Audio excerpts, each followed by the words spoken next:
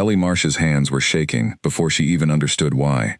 She stood frozen in the hallway of the apartment she shared with Daniel Cole, staring at his gym bag lying open on the floor, a folded piece of paper sticking out from an inside pocket like it wanted to be found. Her heart was already pounding, and she had not even touched it yet.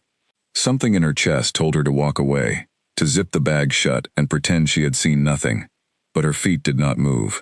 Her fingers reached out on their own. It was a Tuesday evening in early spring, and Daniel was not due home for another hour. He had told her he was stopping by the gym after work, the same as he did most days. Veli had come home early, because her afternoon shift at the clinic had been cancelled, and she had planned to surprise him with dinner.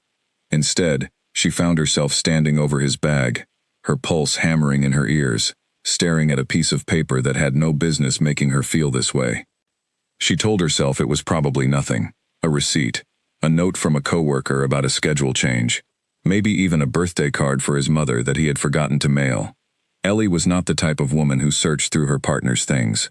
In 4 years together, she had never once opened his phone without asking, never once gone through his wallet, never once felt the need to check up on him.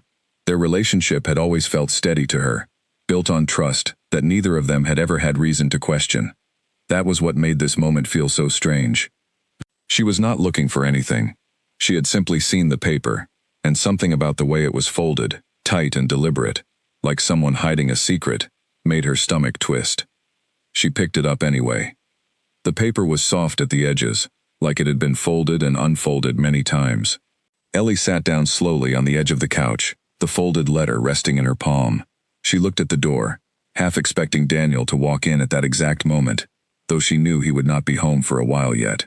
Her thumb ran along the crease of the paper. She could put it back. She could slide it into the bag exactly where she found it, and never think about it again. That was the sensible thing to do. That was what someone who trusted her partner completely would do. But trust was exactly what felt like it was slipping through her fingers in that moment, and she needed to understand why. Ellie had met Daniel 5 years earlier at a friend's engagement party, back when she was 24 and still finishing her nursing certification. He had been kind to her from the very first conversation, the kind of steady, dependable kindness that did not announce itself loudly, but simply stayed consistent, day after day. He remembered small details about her life. He showed up on time. He called when he said he would call. In a world where so many relationships felt temporary, Daniel had felt like something solid, something she could build a future on. They had moved in together after 2 years of dating. Daniel worked as a regional sales manager for a company that distributed medical equipment, which meant he traveled often, sometimes for 3 or 4 days at a stretch, visiting hospitals and clinics in other cities. Ellie had never questioned the travel. It was simply part of who he was, part of the job that paid for the apartment they shared, and the small savings account they had started building toward a home of their own. She had always been proud of how hard he worked. She had always believed that the distance between his trips only made their time together sweeter. Now, sitting on the couch with the folded letter in her hand, all of that history felt like it was standing on ground that might not be as solid as she had believed. She opened the letter. The handwriting was not Daniel's.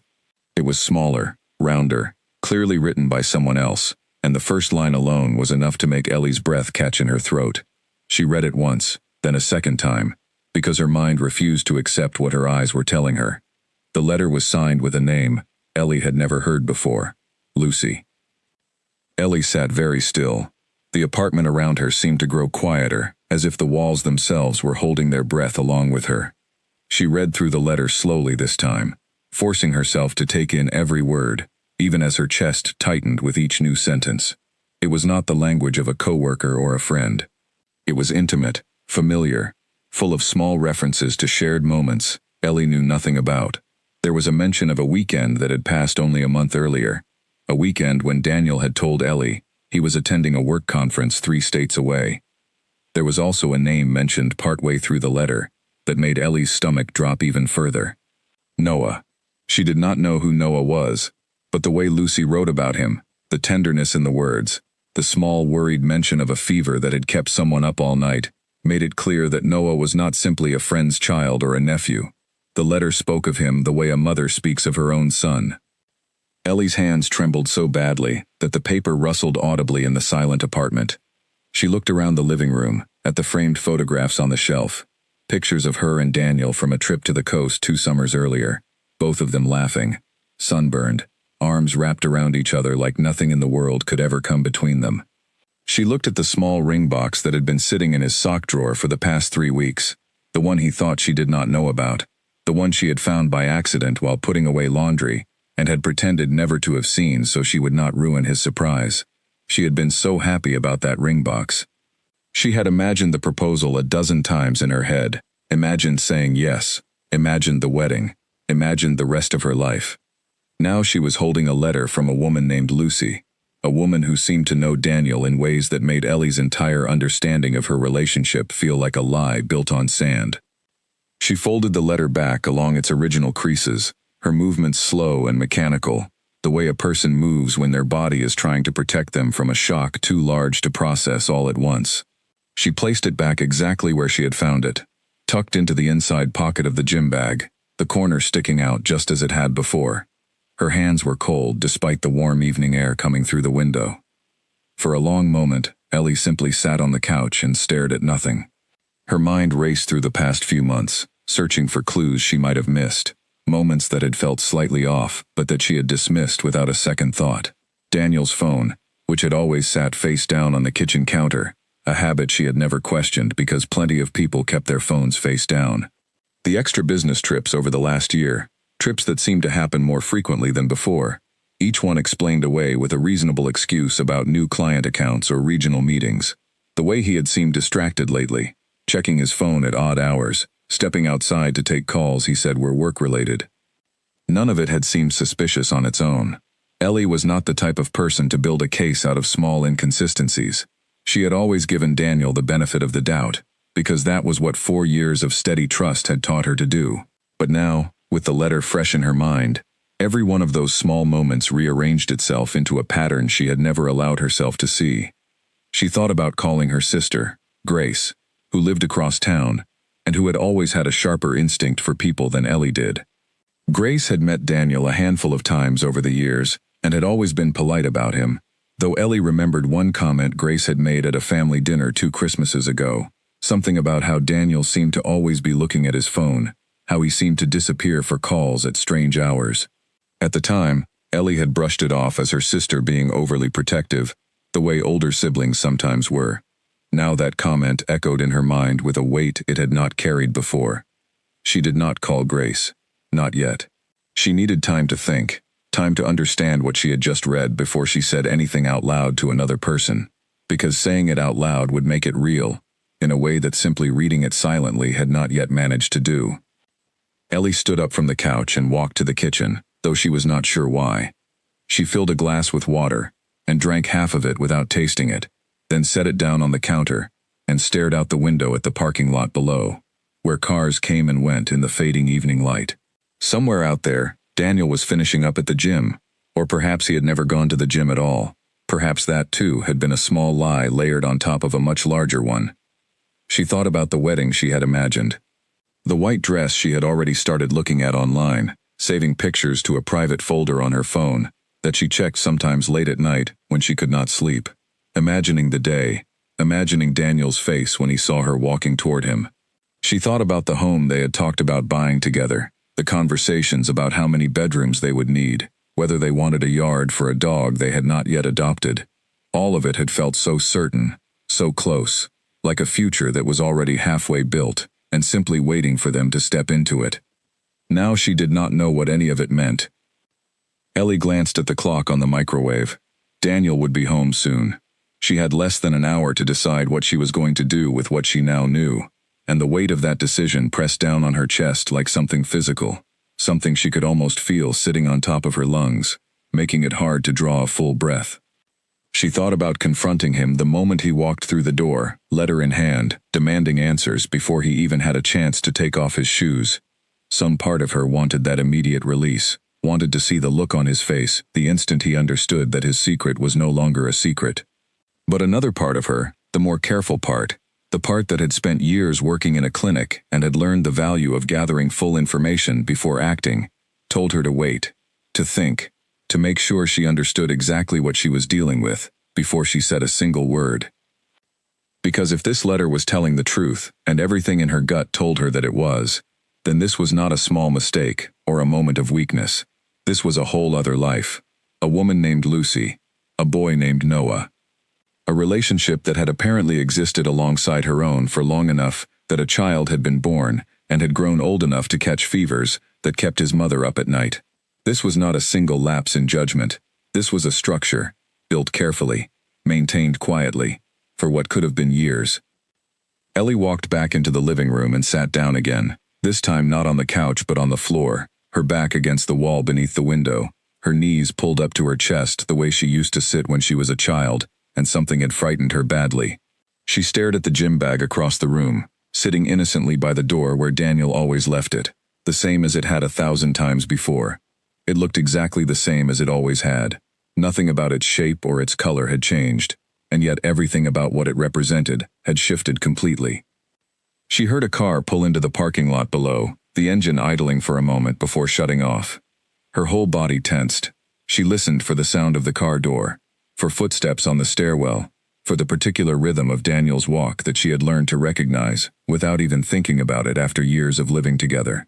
But the sound faded, a neighbor returning home, not him. Not yet. Ellie let out a breath she had not realized she was holding, and pressed her palms against her closed eyes. She thought about the version of herself who had walked into this apartment less than an hour earlier, humming a little tune, planning a surprise dinner, feeling nothing but ordinary, comfortable happiness. That version of herself felt impossibly far away now, like a person she used to know, rather than someone she had been just 60 minutes ago.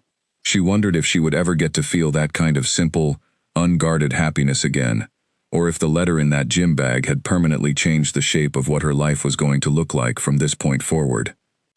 Outside, the sky had begun to shift toward the deep orange of early evening, the kind of light that usually made Ellie feel calm, the kind of light she used to watch from this very window with a cup of tea in her hands, waiting for Daniel to come home so they could cook dinner together and talk about their days. Tonight, the same light felt different. It felt like the last ordinary sunset before everything changed, and some small, quiet part of her understood, even before she made any decision at all, that nothing about her life was going to look the same after tonight. She heard footsteps on the stairs outside the apartment. This time, she recognized the rhythm immediately. Ellie's whole body went still. She looked at the gym bag by the door, then at her own hands, still faintly trembling in her lap. She had only a few seconds left to decide what kind of woman she was going to be when that door opened. The kind who said nothing and let the evening unfold as though nothing had happened, buying herself time to think. Or the kind who stood up right now, walked to that door, and faced whatever truth was waiting for her on the other side of it, no matter how much it was going to hurt. The key turned in the lock.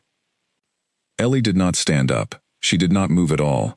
She sat frozen on the floor beneath the window as the apartment door swung open, and Daniel Cole stepped inside, gym bag strap slung over his shoulder, keys jingling in his hand, his face carrying the same relaxed, easy expression it always did after a workout. He did not notice her right away. He set his keys on the small dish by the door, the way he did every single evening, and bent down to untie his shoes. "Hey," he said, still not looking up. "Sorry I'm a bit late. Ran into Tom Whitfield at the gym and we got talking." Ellie said nothing. Daniel glanced over, expecting to see her in the kitchen or on the couch scrolling through her phone, and instead found her sitting on the floor against the wall, knees pulled to her chest, staring at him with an expression he clearly did not recognize. "Ellie, you okay?" She opened her mouth to speak, but nothing came out at first. Her mind had spent the last hour rehearsing 100 different versions of this moment, and now that it had arrived, every rehearsed sentence had evaporated. All she could do was look at him, this man she had loved for 5 years, and try to see if there was any trace of the secret life the letter had described written somewhere on his familiar face. "I found something," she finally said. Her voice came out steadier than she expected, though her hands were still trembling in her lap. "In your bag." Daniel's expression shifted, just slightly, a flicker of something crossing his features before he settled back into calm.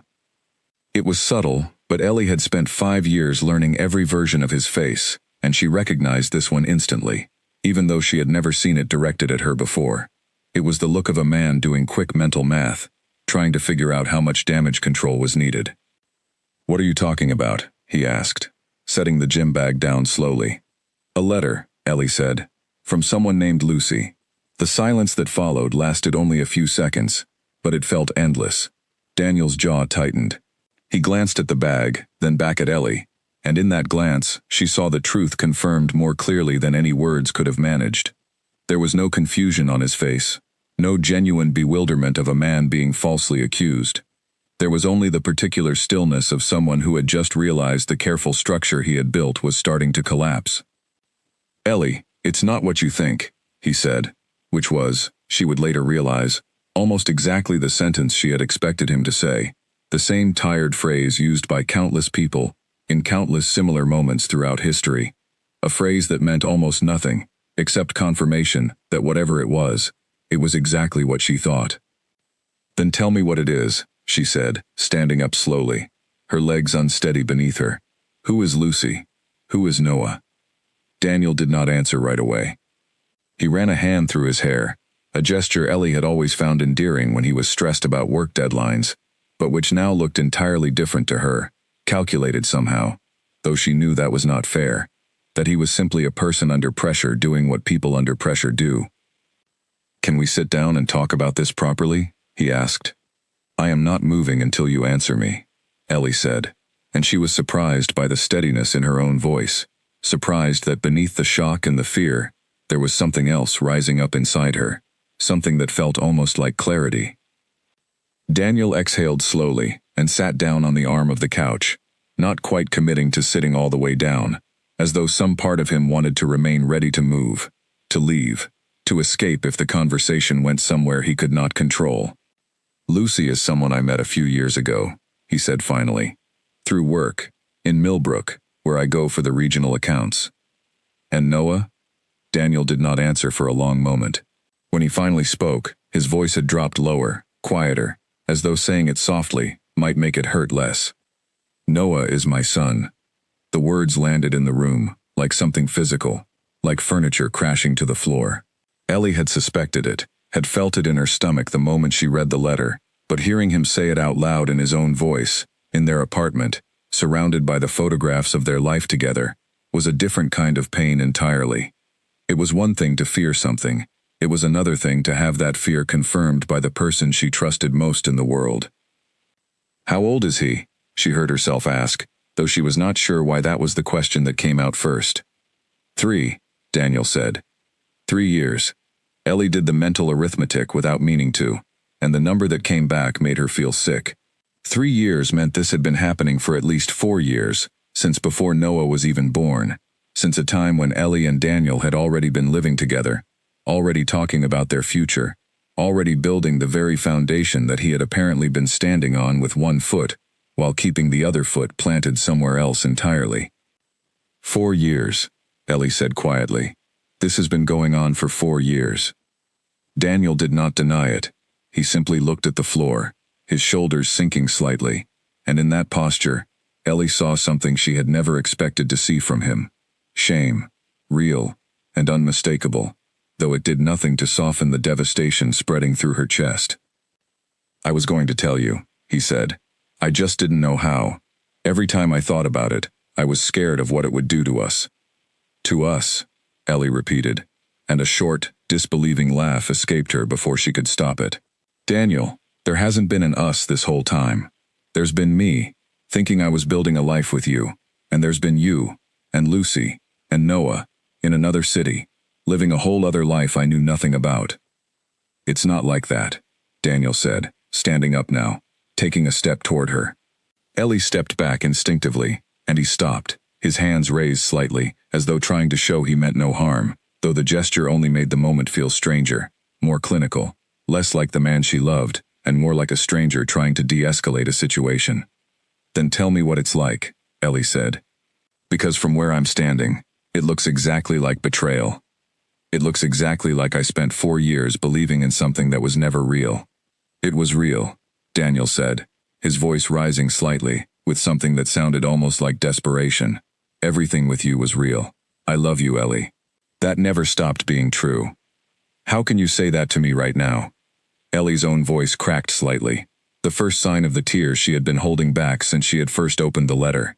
"How can you look at me and talk about love when you have a son with another woman that I didn't even know existed until an hour ago?" Daniel had no answer for that. He simply stood there, in the middle of the living room they had furnished together, beneath the framed photographs of trips they had taken, surrounded by the physical evidence of a shared life that suddenly felt like nothing more than an elaborate stage set.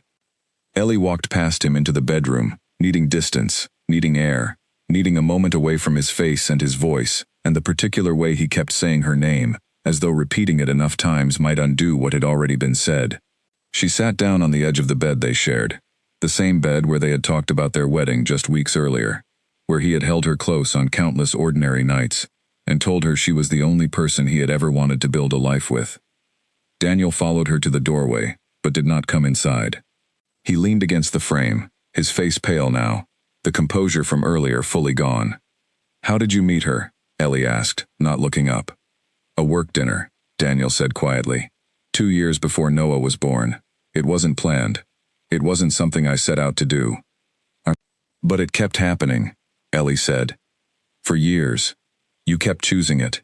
Every single trip to Millbrook, every business dinner, every late call you took outside on the balcony, because you said the reception was better out there. You kept choosing them, over and over, while I was in here choosing you." Daniel did not respond. There was nothing he could say that would make the arithmetic of the last 4 years look any different than what it was. "Does she know about me?" Ellie asked. There was a long pause before Daniel answered. "Not everything," he said. "She knows I have a life somewhere else. I told her it was complicated." "Complicated," Ellie repeated, the word tasting bitter in her mouth. "That's a convenient way to describe 2 entire families you've been running at the same time." She thought about Lucy then, a woman she had never met, whose handwriting she had only read for the first time an hour ago, a woman who had written about a fevered, worried night with a sick toddler, with the same tenderness any mother would use.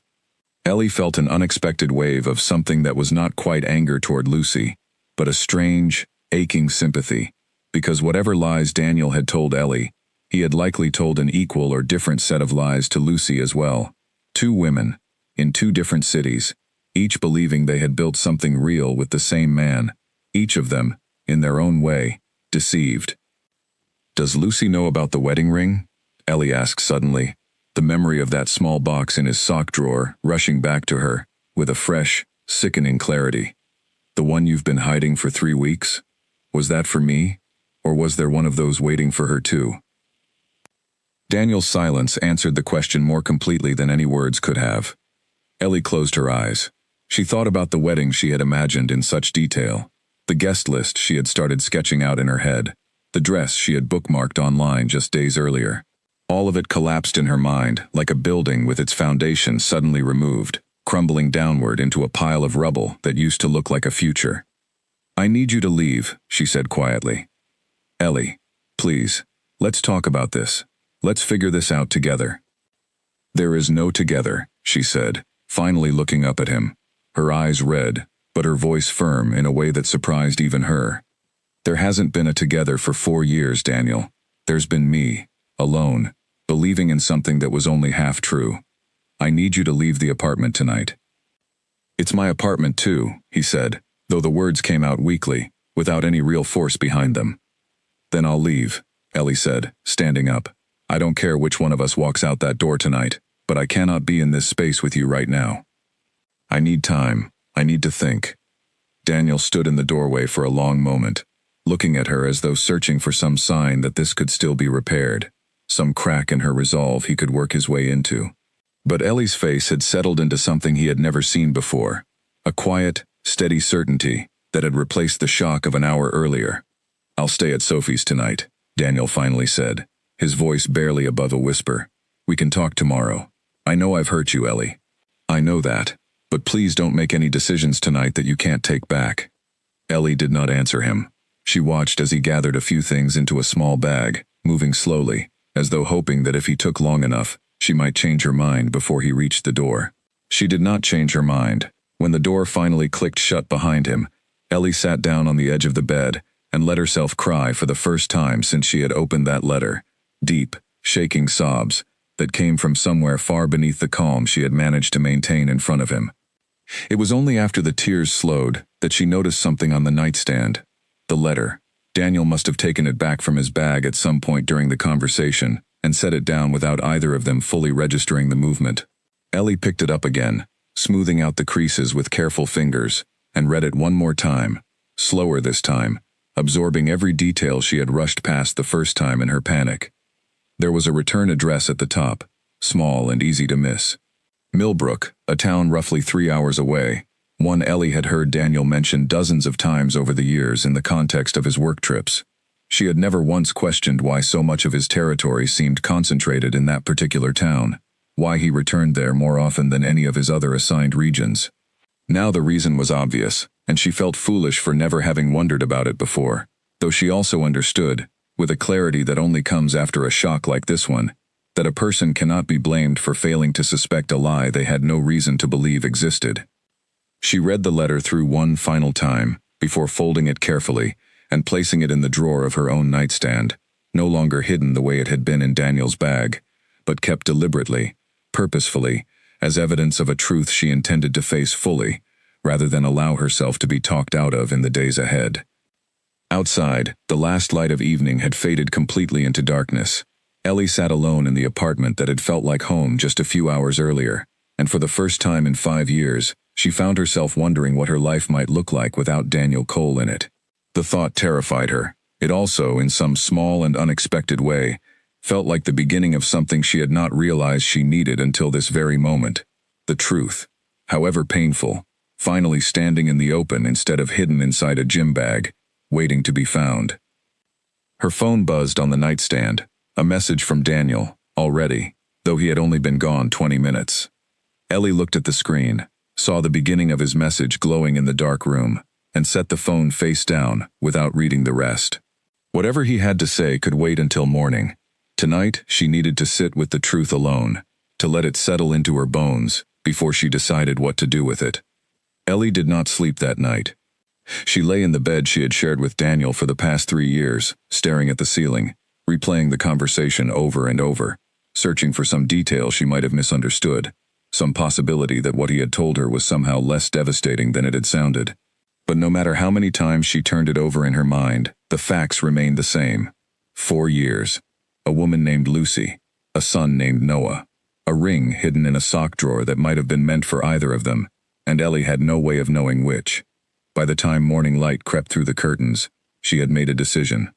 She was not going to simply accept Daniel's version of events and move forward from there. She needed to understand the full shape of what had been happening, not because she owed him the effort of understanding, but because she owed it to herself, to know exactly what she was walking away from, before she walked away from it completely. She called in sick to the clinic, something she almost never did, and instead called her best friend, Priya, who worked as a paralegal downtown, and had always had a talent for staying calm under pressure. Priya arrived at the apartment within the hour, still in her work clothes, her face immediately shifting into concern, the moment she saw Ellie's swollen eyes and pale, exhausted expression. "What happened?"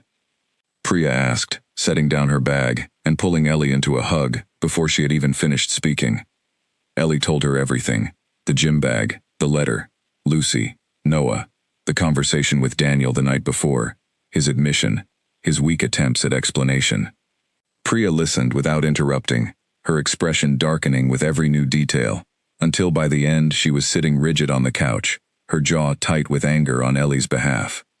4 years, Priya said quietly, echoing the same disbelief Ellie had felt the night before. "Ellie, that's not a mistake. That's a whole second life." "I know," Ellie said. "I keep thinking maybe I'm missing something. Maybe there's some explanation that makes this less awful than it sounds.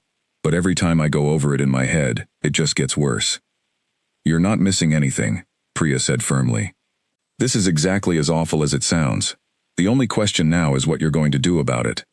Ellie was quiet for a long moment. Then she said the thing that had been sitting at the back of her mind since she had woken up that morning. "I want to know the truth. All of it. Not just what Daniel is willing to admit to." Priya studied her carefully. "What are you thinking?"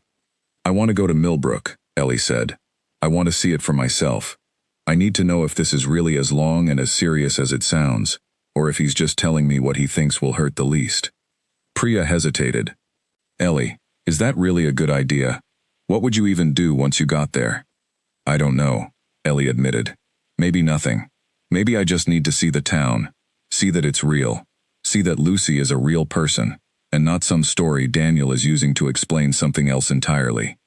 I can't explain it, but I feel like I need to see it with my own eyes, before I can let myself believe it completely.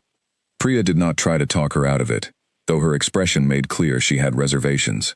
Instead, she offered to come along, and by early afternoon, the two women were in Priya's car, driving the 3 hours to Millbrook with the letter's return address typed into the navigation system between them.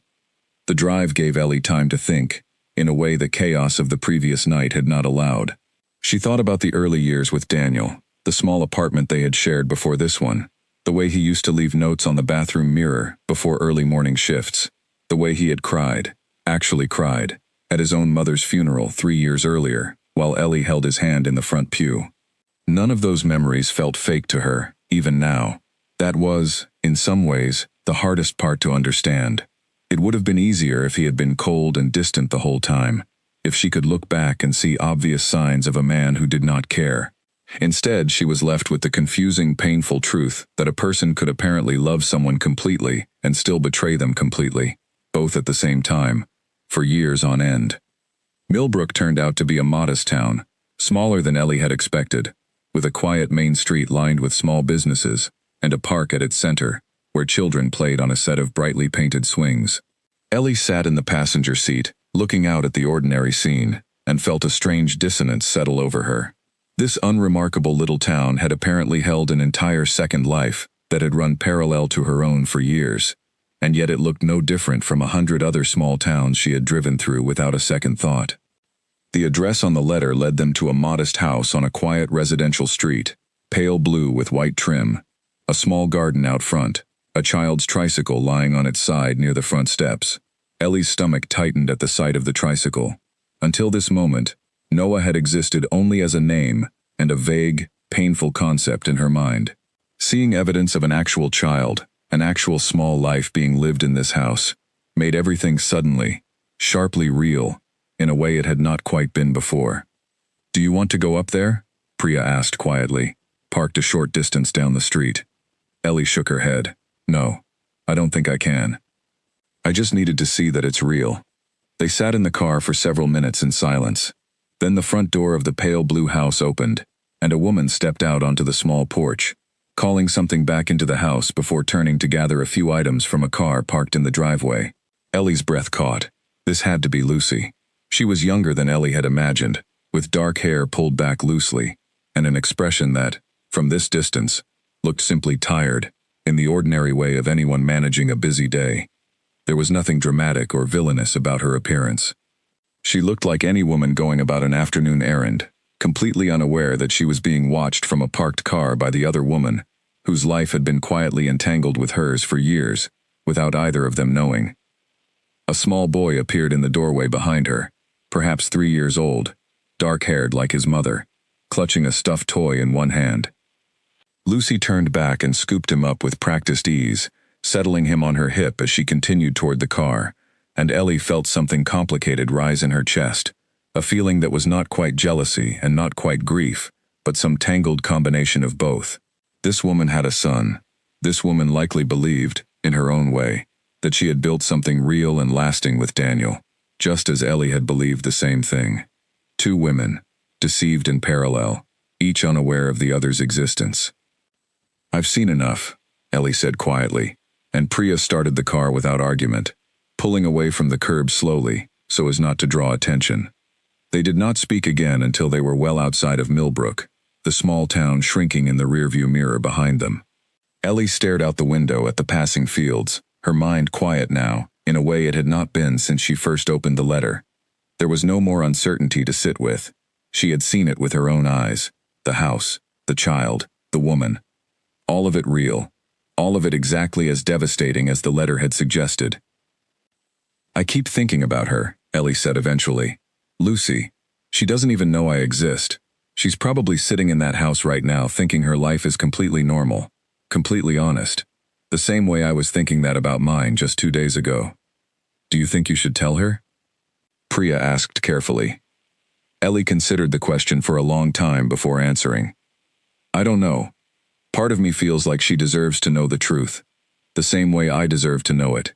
But another part of me feels like that's not my responsibility to carry. I have enough of my own truth to deal with right now. They stopped at a small diner along the highway partway through the drive back, and over cups of coffee neither of them really wanted. Priya gently raised the question that had been circling in the back of both their minds since the day before. What are you going to do, Ellie? About the relationship, about the apartment, about all of it. Ellie wrapped her hands around the warm mug, staring down into the dark liquid as though it might offer some kind of answer. I don't think there's a version of this where I stay, she said finally. I keep trying to imagine it, some scenario, where we work through this and come out the other side. But every time I picture it, all I can see is myself constantly wondering if he's telling the truth about where he is, constantly checking his phone, constantly waiting for the next letter to fall out of a bag somewhere. I don't want to live like that. I don't think I could live like that, even if some part of me still loves him. Do you still love him? Priya asked gently. I think I love the person I thought he was, Ellie said slowly. But I'm not sure that person actually exists. I think maybe I've been loving a version of Daniel that was only ever half true, and the other half was always somewhere else, in that little blue house, with her, with Noah. I don't know how to separate the love from the lie anymore. Maybe I don't need to. Maybe it doesn't matter which parts were real if the whole picture was still a deception. Priya reached across the table and squeezed Ellie's hand. For what it's worth, I think you're handling this with more strength than I would have. I don't think I could have driven 3 hours to look at proof with my own eyes. I probably would have just screamed at him and thrown his things out the window. Ellie managed a small, tired laugh, the first genuine laugh since the letter had turned her whole world sideways. Believe me, I thought about it. I still might, honestly. By the time they arrived back at the apartment, evening had settled over the city again, the same soft orange light Ellie remembered from the night before, though it no longer felt quite as heavy with dread. She had seen the truth now, fully, completely, with no room left for doubt or wishful reinterpretation. There was a strange kind of relief in that, even amid the pain. Uncertainty had been its own particular torment over the past 24 hours, and now, at least, she knew exactly what she was dealing with. Her phone had accumulated several messages from Daniel throughout the day, each one more anxious than the last, asking where she was, whether they could talk, apologizing again and again, in language that had started to feel less like genuine remorse, and more like a man trying to manage a crisis, before it spiraled further out of his control. Ellie read through them all in the quiet of the apartment, Priya sitting beside her on the couch for support, and felt something settle firmly into place inside her. She was not going to spend the coming days negotiating the terms of forgiveness. She was not going to sit across from Daniel at their kitchen table and listen to him explain, once again, how it had happened, how he had not meant for it to go on so long, how his feelings for her had never changed, even as he built an entire second family in a town 3 hours away. She had seen enough. She knew enough. The only decision left to make now was how, exactly, she was going to end this chapter of her life, and how quickly she could begin building whatever came after it. I need to see him one more time, Ellie said finally, setting her phone down. Not to work things out, just to tell him what I've decided, face to face, so there's no confusion about where things stand. Priya nodded slowly. Do you want me to be there? No, Ellie said. I think this is something I need to do on my own, but thank you, for today, for everything. Priya hugged her tightly, before gathering her things to leave, promising to keep her phone close, in case Ellie needed anything at all, day or night. After she left, Ellie sat alone in the quiet apartment, the same apartment where, less than 48 hours earlier, she had been planning a surprise dinner and imagining a future that no longer existed. She picked up her phone and typed a single message to Daniel. Come by tomorrow evening. We need to talk, and this time I'll be the one doing most of the talking. She set the phone down and looked around the apartment one final time before heading to bed, taking in the framed photographs, the shared furniture, the small details of a life she had built with a man who had apparently been living an entirely different life the whole time, in parallel, 3 hours down the highway. Tomorrow, she would tell him what she had decided. Tonight, for the first time since the letter had fallen out of that gym bag, Ellie allowed herself to simply breathe, knowing that whatever came next, At least it would be built on the truth, rather than a carefully maintained lie. Daniel arrived at the apartment the following evening exactly on time, which struck Ellie as almost absurd given the circumstances, as though punctuality still mattered in a relationship that had already been proven to run on hidden schedules and quiet deceptions. She had spent the day preparing herself, not emotionally, since she was not sure that kind of preparation was fully possible, but practically. She had already spoken to Grace, her sister, who had reacted with a mixture of fury and fierce protectiveness that Ellie found oddly comforting. She had already begun looking into what it would take to break the lease, or whether Daniel would simply be the one to move out, given that Ellie's name had been on the original application, even before his had been added later. She had already packed a small bag of essentials, just in case tonight's conversation went in a direction that made staying in the apartment, even one more night, unbearable. When Daniel walked through the door, he looked as though he had not slept much better than she had. His eyes were tired, his shoulders slightly hunched, and for a brief moment, Ellie felt an unwelcome flicker of the old instinct to comfort him, to ask if he was okay, before she reminded herself sharply of exactly why he looked the way he did. "Ellie," he said, standing awkwardly near the door, as though unsure whether he was still welcome to come further inside. "Thank you for letting me come talk." "Sit down," Ellie said, gesturing toward the chair across from where she sat at the small kitchen table, a spot she had deliberately chosen because it felt more formal, more structured, than the couch where they usually sat curled up together in the evenings. She did not want tonight to feel like an ordinary conversation between two people comfortable with each other. She wanted it to feel exactly like what it was, an ending. Daniel sat down slowly, his hands folded on the table in front of him. "I've been thinking about what to say to you for 2 days," he began. "I don't even know where to start." "You could start by explaining why," Ellie said. "Not the excuses, the actual reason. Why you would build an entire life with someone else, while telling me every single day that I was the only person you wanted a future with." Daniel was quiet for a long moment, his eyes fixed on the table between them. "I don't have a good answer to that," he finally admitted. "I wish I did. I wish I could tell you it was some kind of mistake I fell into and couldn't get out of. But the truth is, I kept choosing it, over and over, for years. I told myself I would end things with Lucy eventually, and then Noah was born, and it became more complicated, and every time I thought about telling you the truth, I was too scared of losing you to actually do it. So instead you decided it was better to keep lying to both of us indefinitely," Ellie said, her voice steady, despite the anger simmering beneath it. "That was your solution. Just keep going, keep managing 2 separate lives, and hope nothing ever came apart." "When you say it like that, it sounds even worse than it already did," Daniel said quietly. "It is that bad, Daniel," Ellie said. "There's no way to say it that makes it sound better, because there's nothing better underneath it. You didn't make one mistake. You made the same choice, deliberately, over and over, for 4 years. Every trip to Millbrook, every late-night call on the balcony, every time you looked me in the eye and talked about our wedding while you had a ring in your sock drawer that might have been meant for someone else entirely." Daniel flinched visibly at that. "The ring was for you," he said quickly. "I promise you that, Ellie. I bought it for you specifically. I know that probably doesn't mean much right now, but it's true." "It doesn't mean anything," Ellie said. "Because even if that one detail is true, it doesn't undo the 4 years of lies underneath it. You wanted to marry me, while still keeping an entire other family a secret. That's not romantic, Daniel. That's just a bigger lie." He had no response to that.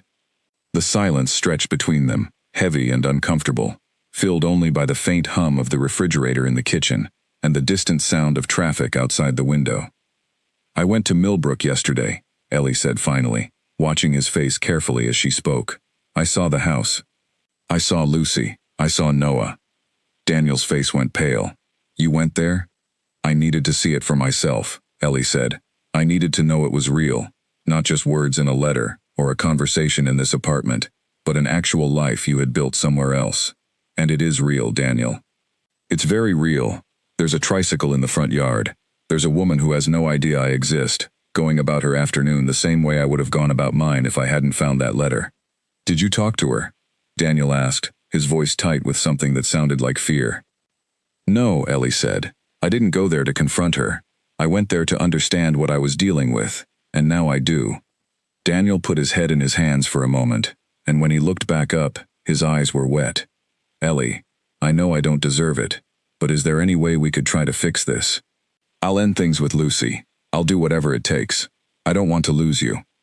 You don't get to decide that anymore, Ellie said, and though her voice cracked slightly on the words, she did not look away from him. This isn't a decision you get to make, Daniel. You made your decisions already, every single day for 4 years, and now it's my turn to make mine. Please, Daniel said, his voice breaking. Just give me a chance to prove that I can be different. I love you, Ellie. That was never a lie, even if everything else got complicated. Maybe it wasn't a lie, Ellie said quietly. Maybe you really do love me, in whatever way you're capable of loving someone. But that's not enough anymore. I can't build a life with someone who was capable of doing this, no matter how he feels about me underneath it. I would spend every single day wondering what else I don't know. I would never be able to trust another business trip, another late phone call, another ordinary evening when you say you're at the gym. That's not a life. That's a slow kind of suffering, and I've already given 4 years of my life to it without even realizing it. Daniel reached across the table as though to take her hand, and Ellie pulled back before he could touch her, the movement small but final, a clear boundary that needed no further explanation. I want you to move out, she said. Not eventually, this week. I've already spoken to my sister, and I can stay with her for a while if I need to, but I would rather it be you who leaves, since the situation you created is the reason we're here. Where am I supposed to go? Daniel asked, and for the first time since he had arrived, there was a note of genuine desperation in his voice, the sound of a man realizing, fully and completely, the size of what he was about to lose. I don't know, Ellie said. Maybe Millbrook. You clearly already have a life set up there. The words came out sharper than she intended, but she did not take them back. Daniel absorbed them silently, his expression a mixture of hurt and something that looked almost like understanding, as though he recognized, even through his own pain, that he had no real grounds to argue against anything she said. I never wanted to hurt you, he said quietly, after a long pause. I know that probably sounds hollow given everything, but it's true. I got myself into something I didn't know how to get out of, and I let it go on too long, because I was a coward, and now I'm losing the person I actually wanted to build my whole future with. You had a future with me, Ellie said. You just also had one with her, at the same time, and I don't think you ever intended to give either of them up. I think you wanted to keep both, for as long as you possibly could, and the only reason we're having this conversation at all is because I happened to find a letter you forgot to hide well enough. Daniel did not argue with that assessment, and his silence told Ellie everything she needed to know about how close to the truth her words had landed. They talked for another hour, though much of it circled the same ground repeatedly, Daniel offering apologies and explanations that grew less coherent as the evening wore on, Ellie remaining firm in her decision, even as the conversation occasionally pulled at old feelings she had not fully let go of yet. By the time Daniel finally stood to leave, both of them looked emotionally hollowed out, the kind of exhaustion that comes only from confronting the complete unraveling of a life someone thought they understood. I'll start moving my things out this weekend, Daniel said quietly, standing by the door with his jacket in hand. I'm sorry, Ellie, for all of it. I know that doesn't fix anything, but I need you to know I mean it. I believe that you're sorry, Ellie said. I just don't think being sorry changes what you did, or what it did to me. I hope you figure things out, Daniel. With Lucy, with Noah, with whatever you decide to build going forward. But it's not going to be with me. He nodded slowly, his eyes glistening in the dim light of the entryway, and then he was gone, the door clicking shut behind him for what Ellie understood, with a strange mixture of grief and relief, would be one of the last times he ever walked through it, as someone who lived there. Ellie sat alone in the silent apartment for a long time afterward, staring at the space where he had been standing just minutes before. She did not cry, not right away. Instead, she felt something unexpected settle over her, a kind of quiet steadiness she had not anticipated feeling, so soon after everything that had happened. She had said what she needed to say. She had asked the questions that needed asking, and she had made the decision that, deep down, she had known was inevitable from the very moment she first unfolded that letter in the hallway 2 days earlier. The hardest part, she suspected, was still ahead of her, the actual leaving, the actual rebuilding. But tonight, at least, she had done the thing that mattered most. She had faced the truth directly, without flinching, and had chosen herself over the comfortable lie she could have kept living inside if she had simply put that letter back exactly where she found it and said nothing at all. The weekend Daniel came to collect his belongings was, in some ways, harder than the night of the confrontation itself. There was something particularly painful about watching a shared life get broken down into separate piles, his clothes pulled from the closet they had organized together, his books removed from the shelf where they had sat interlaced with hers for years, the framed photographs taken down one by one, and either divided between them, or set aside in a box neither of them quite knew what to do with. Ellie stayed at Grace's apartment across town, while most of the packing happened, unable to watch the physical dismantling of the life she had believed in for so long, though she returned on the final afternoon to sign off on what remained, and to hand over her half of the apartment key exchange with the landlord, since she had already decided she did not want to stay in that space either, not with every corner of it now carrying memories she would rather not keep revisiting. Grace had been a steady presence throughout those difficult days, showing up with takeout containers of Ellie's favorite noodles, sitting with her on the couch late into the night, while Ellie alternated between anger, grief, and a strange kind of numbness that seemed to arrive whenever the other two emotions grew too exhausting to sustain. Grace did not try to rush her through the process or offer easy reassurances that everything would be fine. Instead, she simply stayed present, listening when Ellie needed to talk and sitting quietly when she did not, which turned out to be exactly the kind of support Ellie needed most. "You don't have to have it all figured out right now," Grace told her one evening, about a week after the confrontation, as they sat together on the small balcony of Grace's apartment, watching the lights of the city flicker on as evening settled in. "You just found out your entire relationship wasn't what you thought it was. Give yourself permission to feel messy about it for a while." "I keep waiting to feel angrier," Ellie admitted. "Some days I do, and it's this huge, overwhelming thing, and other days I just feel sad, like I'm grieving someone who died, except he's still out there, living his life, probably explaining all of this to Lucy in his own version of events." "Maybe it is a kind of grief," Grace said gently. "You're not just losing him. You're losing the future you thought you were building. The wedding, the house, all of it. That's allowed to hurt, even while you know leaving was the right choice." Ellie found comfort in those words over the following weeks, allowing herself to sit with the grief rather than pushing it away, or pretending she should already be past it. She took a short leave from the clinic, using vacation days she had been saving for the honeymoon she now understood would never happen, and spent that time slowly working through the practical pieces of rebuilding a life on her own. She found a small one-bedroom apartment across the city, close enough to Grace that she could visit easily, far enough from the old apartment that she would not have to pass it on her daily commute and be reminded, every single day, of everything that had fallen apart there. Moving into the new place felt strange at first, the rooms too quiet, too empty, filled only with the handful of pieces of furniture Ellie had kept for herself, and a growing collection of second-hand items she picked up over the following weeks, to slowly make the space feel like her own, rather than simply a stopgap between her old life and whatever came next. She hung new curtains. She painted one wall of the living room a soft green she had always liked but Daniel had never wanted in their shared space, because he thought it was too bold. She bought a small potted plant for the windowsill and made a point of watering it every few days, a small, steady ritual that gave her something to care for, that had nothing to do with the wreckage of her old relationship. Daniel reached out several times over the following month, his messages ranging from apologetic to pleading to, on a few occasions, subtly frustrated, as though some part of him could not quite understand why Ellie had not simply forgiven him and moved forward once the initial shock had faded.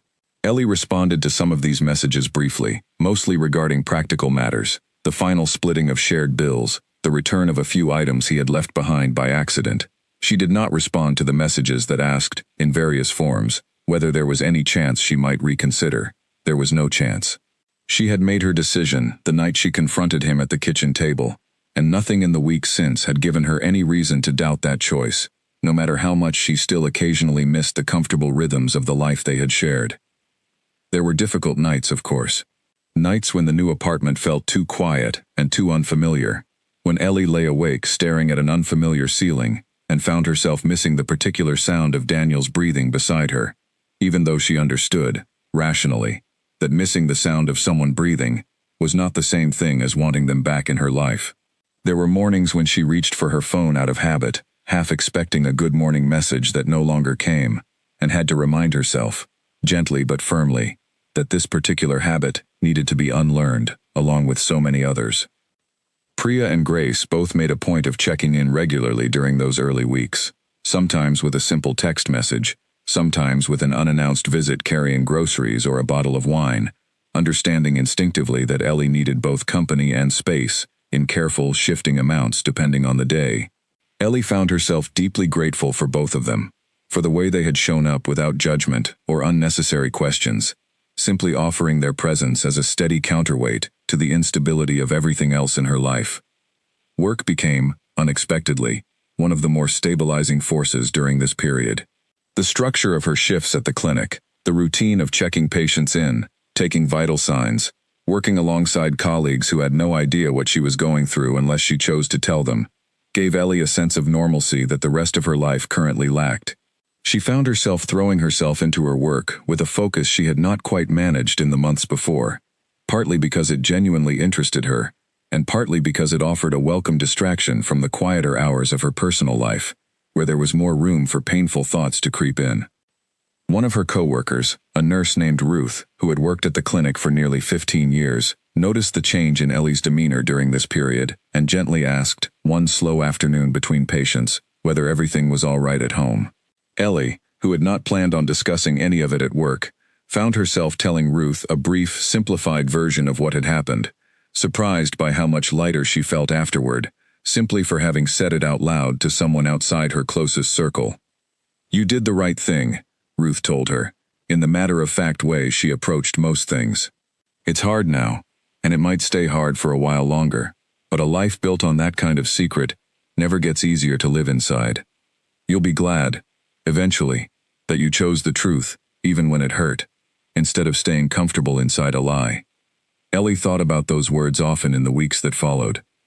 There was a strange kind of comfort in hearing them from someone who had no personal stake in the situation, no emotional investment beyond simple human kindness, someone who could see the shape of things clearly from the outside, in a way Ellie was still struggling to see clearly from within her own grief. Slowly, almost without her fully noticing at first, the sharpest edges of the pain began to soften. Ellie started sleeping through the night more consistently. She started noticing small pleasures again, the taste of a good cup of coffee in the morning, the satisfaction of finally finishing a book she had been slowly working through for months, the particular quality of afternoon light that fell through the window of her new apartment in a way that made the whole room glow gold for about 20 minutes each day, a small daily gift she had come to look forward to. She also began, cautiously, to reconnect with parts of herself she realized she had let quietly fade during the later years of her relationship with Daniel. She had once loved painting, back in her early 20s, before work and a serious relationship had slowly crowded that hobby out of her schedule until it disappeared almost entirely. One weekend, on something of an impulse, she bought a small set of watercolors and a sketchbook, and spent an entire Saturday afternoon painting badly, joyfully, without any pressure to produce something good, simply enjoying the quiet, meditative rhythm of color meeting paper. Grace noticed the shift too, commenting one evening that Ellie seemed to be laughing more easily than she had in months, even before the discovery of the letter, as though the relationship with Daniel had been slowly dimming something in her for longer than either of them had fully realized while she was still inside of it. "I think I forgot how much of myself I had folded away to make room for him," Ellie admitted one evening, sitting on Grace's balcony again, a now familiar spot for these kinds of honest conversations. Not in a dramatic way, just small things. Hobbies I stopped doing, friends I stopped seeing as often, because our schedules revolved so much around his travel. I didn't even notice it happening at the time. That happens in a lot of relationships, even the honest ones, Grace said. But I think you're right that it happened more than usual with you and Daniel.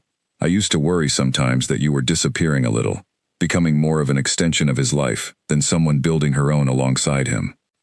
Ellie considered that observation carefully, turning it over in her mind in the weeks that followed. There was truth in it, she realized. An uncomfortable truth she had not fully allowed herself to see while she was still living inside the relationship. Daniel's frequent travel, which she had always framed to herself as simply a fact of his job, had also, without her fully noticing, shaped her own life around long stretches of solitary evenings, canceled plans with friends, because she wanted to be available whenever he happened to be home. Small compromises that had accumulated over the years into something larger than any single decision would have suggested on its own. Rebuilding, Ellie came to understand over those months, was not simply about recovering from Daniel's betrayal, though that remained a significant and ongoing part of the process. It was also about rediscovering the shape of a life that belonged fully to her, unfiltered through the lens of someone else's schedule, someone else's preferences, someone else's hidden priorities. It was slow work, and it was not always comfortable, but it was, she began to realize, deeply necessary work, the kind of work she might never have undertaken if she had simply put that letter back in the gym bag and continued living inside a comfortable, familiar lie. By the time 3 months had passed since the night she found the letter, Ellie had settled into a rhythm in her new apartment that felt less like survival and more like an actual life. She had reconnected with 2 college friends she had lost touch with during the later years of her relationship, meeting them for dinner every couple of weeks, and finding, with some relief, that the easy rapport between them had not faded despite the years of distance. She had continued painting, badly but happily, filling an entire sketchbook with attempts at landscapes and still lifes that would never hang in a gallery, but that brought her genuine satisfaction each time she finished one. She had even started, cautiously, to think about the future again, not in the specific, detailed way she once had with Daniel, imagining weddings and homes and shared years stretching ahead, but in a quieter, more open way, simply trusting that whatever came next would come in its own time, built on a foundation of honesty this time, whatever shape that future eventually took. Daniel's messages had grown less frequent by this point, arriving perhaps once every few weeks rather than daily, each one shorter and more resigned than the last, as though he too was slowly accepting that the door Ellie had closed was not going to reopen. She responded to these occasional messages politely but briefly, maintaining the clear boundary she had established from the beginning, understanding that closure, for her, was not going to come from any conversation with him but from the steady, ongoing work of building a life she could trust completely, one honest day at a time. On a quiet Sunday evening, sitting on the small balcony of her own apartment now, a cup of tea warming her hands as the sky shifted through its familiar evening colors, Ellie found herself thinking back to that Tuesday 3 months earlier, the trembling in her hands as she reached for the folded letter in Daniel's gym bag. She thought about how frightened she had been in that moment, how badly she had wanted to simply put the letter back and pretend she had never seen it. She was deeply grateful, sitting there in the gentle evening light of her own space, that some instinct in her had insisted on knowing the truth instead, even though the truth had cost her nearly everything she thought her life was built on. It had cost her the wedding she had imagined. It had cost her the shared home she and Daniel had talked about for years. It had cost her the comfortable, familiar rhythm of a life she had believed was solid and certain. But in exchange, it had given her something she had not fully understood, she was missing, until she found it again on her own. A life built entirely on truth, however painful the process of arriving there had been, and a clearer, steadier sense of who she was, outside the shadow of someone else's carefully guarded secrets. A full year passed before Ellie realized, almost by accident, that she had stopped counting the days since she found the letter.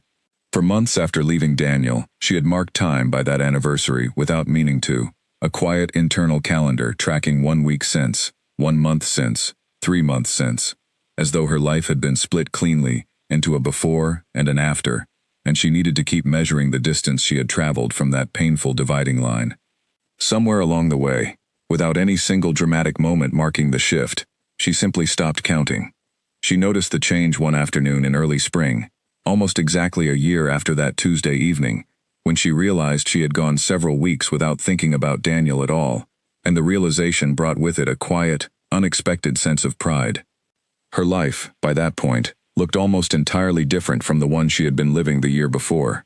She had been promoted at the clinic to a senior nursing position that came with more responsibility and, just as importantly, a sense of professional accomplishment that had nothing to do with anyone else's approval or presence in her life. She had moved once more, this time into a slightly larger apartment with a proper studio corner, where she kept her growing collection of paints and canvases, a space that was entirely, unmistakably hers, decorated according to her own taste, without any need to compromise or explain her choices to anyone else. She had also, gradually, begun dating again, though she approached it with far more caution and self-awareness than she had in her 20s, back before Daniel, before she had learned firsthand how carefully a person could hide an entire second life behind a foundation of small, believable lies. She dated a few people over that year, nothing serious, mostly casual dinners and occasional weekend outings, that she treated more as opportunities to enjoy company than as auditions for a permanent future. She was in no hurry. She had learned, through the hardest possible lesson, that rushing toward a comfortable certainty was not the same thing as building something real, and she was determined not to make that particular mistake again. It was through a coworker's recommendation that she started attending a weekly community art class held in a small studio not far from her new apartment, a low-pressure gathering of amateur painters of varying skill levels who met simply to practice together and share the occasional piece of feedback over cheap wine and store-bought snacks. Ellie looked forward to these Thursday evenings more than almost anything else in her week, a small, steady pocket of joy that belonged entirely to her. It was at one of these classes, on an unremarkable Thursday evening about 14 months after she had found the letter in Daniel's gym bag, that she met Ryan Hale, a soft-spoken architect who had joined the class a few months earlier, after a friend suggested it might help him unwind from the long hours of his job. Ryan was not particularly skilled at painting, a fact he admitted openly and laughed about easily, but he approached the class with a kind of genuine, unguarded enthusiasm that Ellie found immediately appealing, especially after so many months of guarding her own heart so carefully against anything that felt too smooth, too practiced, too much like the easy charm Daniel had once used so effectively. They struck up an easy friendship over several weeks of shared painting sessions, talking between brushstrokes about small, ordinary things, favorite books, terrible commutes, the particular frustration of trying to paint a convincing sunset without it looking like a poorly made postcard. Ellie found herself relaxing around Ryan in a way that surprised her, not because he said or did anything especially remarkable, but precisely because he did not. There was no grand performance to his kindness, no sweeping gestures designed to impress her. He simply showed up, week after week, consistent and unhurried, in a way that felt refreshingly honest after everything she had been through.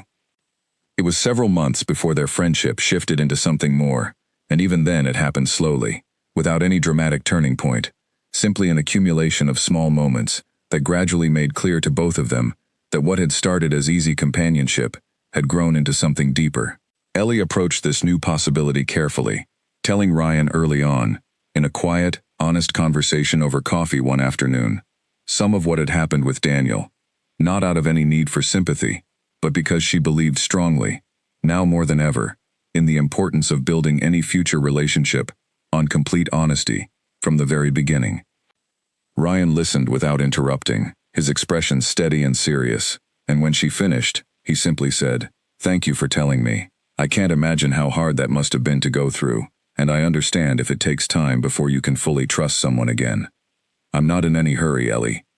I'd rather build something slow and real than rush towards something that just looks good on the surface." Those words stayed with Ellie for a long time afterward, a quiet, steady reassurance that felt entirely different from the smooth, practiced reassurances Daniel had once offered, back before she understood how little those particular words had actually meant. Their relationship developed gradually over the following months, built on a foundation of small honesties rather than grand declarations, and Ellie found herself, somewhat to her own surprise, beginning to imagine a future again, cautiously at first. Then with growing confidence, as Ryan continued to prove himself consistent and trustworthy in the small, unglamorous ways that mattered most, showing up when he said he would, answering questions directly instead of deflecting them, never once giving her reason to wonder what he might be hiding. Life, Ellie came to understand over that second year, had a way of moving forward even through the deepest kinds of pain, not by erasing what had happened, but by slowly building enough new, solid ground around the wound that it eventually became simply one part of a much larger, richer story, rather than the defining center of everything. She still thought about that Tuesday evening occasionally, the trembling in her hands, the folded letter, the way her entire understanding of her life had shifted in the space of a single hour. But the memory no longer carried the same sharp, immediate pain it once had. It had become, instead, something closer to a scar, a permanent mark that told a true story about what she had survived, without any longer actively hurting the way it once had. Around the 18-month mark since leaving Daniel, Ellie ran into him unexpectedly at a grocery store on the edge of town, a chance encounter neither of them had anticipated. He looked older somehow, though it had not been that long, his face carrying a tiredness Ellie did not remember from before. They exchanged a brief, somewhat awkward greeting in the produce aisle, and Daniel mentioned, almost in passing, that things had not worked out with Lucy either, that the situation had grown complicated once Lucy learned the full truth about Ellie's existence, about the years of parallel deception, and had ultimately decided she could not build a life with someone capable of that kind of sustained dishonesty. Ellie listened to this update with a strange sense of distance, as though she were hearing about the struggles of someone she used to know, rather than someone whose actions had once devastated her so completely.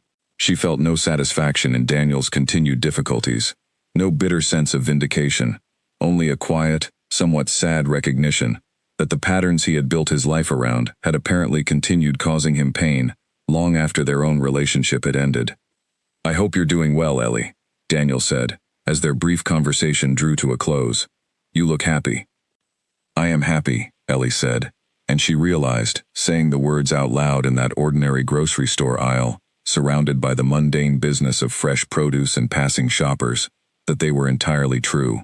"It took a while to get here, but I am." Daniel nodded, something that looked almost like genuine relief crossing his tired features. "That's good. You deserve that."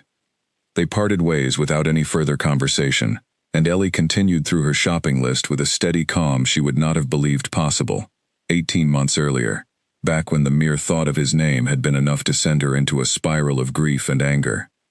Walking out to her car afterward, bags in hand, she found herself thinking not about Daniel or the years of deception he had built his life around, but about the dinner she was planning to cook that evening, a new recipe she wanted to try, and the fact that Ryan was coming over later to help her hang a set of shelves in her small studio corner, a simple, ordinary evening that felt, in its own quiet way, like exactly the kind of life she wanted to keep building. Looking back on everything that had happened, Ellie sometimes thought about the version of herself who had stood frozen in that hallway, staring at the folded letter sticking out of Daniel's gym bag, trying to decide whether to open it or simply walk away. She thought about how easy it would have been to choose comfort over truth in that single moment, to slide the letter back into its hiding place and continue living inside a relationship that looked stable and happy from the outside, but was quietly rotten at its foundation. She understood now, with the clarity that only comes from distance and healing, that opening that letter had been the single bravest thing she had ever done, even though it had not felt brave in the moment, only frightening and necessary in a way she could not fully explain. The pain of that discovery had been real and significant, and she did not romanticize or minimize how difficult those early months had been, the sleepless nights, the tears, the slow, exhausting work of rebuilding an entire life from a foundation she had believed was permanent. But she also understood, now, that the pain had ultimately led her somewhere better than where she had been standing before, toward a life built entirely on her own terms, filled with honest relationships, renewed friendships, a career she took genuine pride in, and a growing sense of trust in someone new, who had proven himself worthy of that trust, through months of small, consistent honesty, rather than grand promises. She thought, too, about Lucy, occasionally, wondering how she had fared through her own version of this same painful discovery, hoping, in a way that surprised her given the strange, indirect nature of their connection, that Lucy had found her own path toward healing as well, that she and her son were building a life that felt solid and true, unburdened by the kind of hidden second existence that had once quietly run alongside both of their separate lives, without either of them knowing. On a warm evening about 2 years after that Tuesday when everything had changed, Ellie sat on the balcony of the apartment she now shared with Ryan, having decided together, after nearly a year of dating, that they were ready to build a home together, this time with both of them fully aware of exactly who the other person was. No hidden letters, no secret second lives, no carefully guarded lies waiting to be discovered. She watched the evening light shift across the sky, The same familiar orange glow she remembered from that difficult night 2 years earlier, though now the color no longer carried any trace of dread, only the simple, quiet pleasure of watching a beautiful sunset with someone she trusted completely.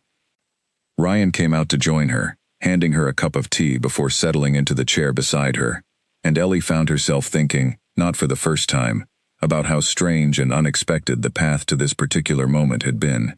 She had once believed her life was set on a single, certain trajectory, one that had turned out to be built on a foundation of hidden lies. Losing that certainty had been terrifying, but it had also, eventually, opened space for something far more honest to grow in its place, something she trusted completely, precisely because she had learned, the hardest possible way, exactly what the alternative looked like. She reached for Ryan's hand, and he squeezed it gently, and for a long, quiet moment, neither of them said anything at all, simply sitting together in the fading evening light, two people building a life on the kind of foundation Ellie now understood mattered more than anything else, the simple, steady, unglamorous practice of telling each other the truth, every single day, without exception. 4 years after the evening she found the folded letter in Daniel's gym bag, Ellie stood in front of a small mirror in a quiet room, adjusting the sleeve of a simple ivory dress, listening to the muffled sound of guests gathering just beyond the closed door. She was getting married that afternoon, not in the elaborate way she had once imagined with Daniel, with a guest list stretching into the hundreds and a venue booked a year in advance, but in a small, intimate ceremony in Grace's backyard, surrounded by the handful of people who had walked with her through the hardest and most transformative years of her life.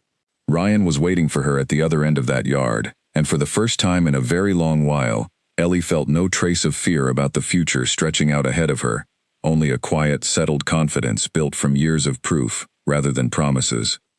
Priya, standing beside her now as her closest friend and maid of honor, caught Ellie's eye in the mirror and smiled. "You okay?" she asked, the same gentle question she had asked so many times over the past 4 years, though today it carried an entirely different weight. "I'm more than okay," Ellie said, smoothing the front of her dress one final time. "I keep thinking about how different this feels from what I imagined all those years ago. Back then, I thought getting married would feel like reaching some kind of finish line, like everything before it was just preparation for this one perfect day. Now I understand it's not a finish line at all. It's just one more honest step in a life I've built very carefully, on purpose, with someone who has never once given me a reason to doubt him." Grace knocked softly and stepped inside, her eyes already glistening. "Everyone's ready whenever you are," she said, then paused, studying her sister's face for a long moment. "I'm so proud of you, Ellie. I don't think I've ever told you that clearly enough. What you did 4 years ago, walking away from a life that looked comfortable on the surface, because you refused to keep living inside a lie, that took more courage than most people ever have to find in their entire lives." Ellie felt tears threatening at the corners of her eyes, and blinked them back carefully, mindful of the makeup Priya had spent the last hour helping her apply. "I didn't feel courageous at the time," she admitted. "I mostly just felt terrified. It didn't feel like bravery. It felt like my whole world falling apart." "Sometimes those are the same thing," Grace said simply. "Bravery rarely feels like courage while you're living through it. It usually just feels like fear, and doing the hard thing anyway." The ceremony itself passed in the warm, slightly blurred way that important days often do.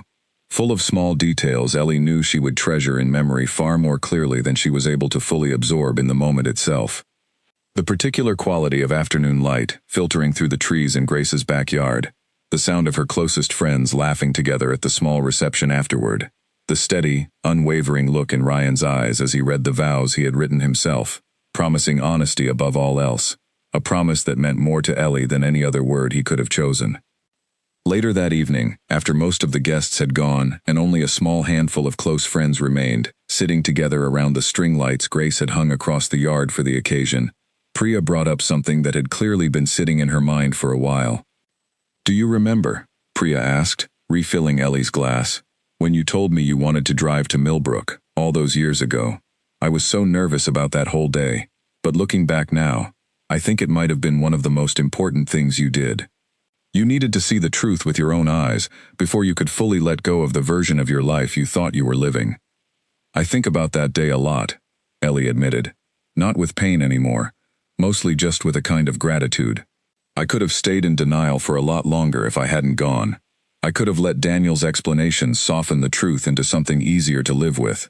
Seeing it directly, the house, the yard, Lucy, made it impossible to keep pretending it was anything other than exactly what it was. Have you ever thought about reaching out to her? Priya asked carefully. Lucy, I mean. Not to open old wounds, just, I don't know, out of some sense of shared experience. Ellie considered the question for a long moment, watching the string lights sway gently in the evening breeze. I thought about it, especially in the first year, she said.